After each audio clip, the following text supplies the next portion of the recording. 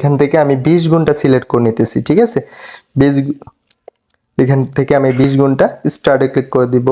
তো এখান থেকে প্লে, আমি এখান থেকে 20 গুণটা সিলেক্ট করলাম, দেখা যাক আসে কিনা। একটু 20 ইয়েস, এই যে দেখেন 20 টাকা ওয়েট করে আমি এখান থেকে 400 টাকা ইনকাম করে নিয়েছি। তো খুব সহজ যদি পাই, আর যদি না পাই তাহলে খুবই কঠিন।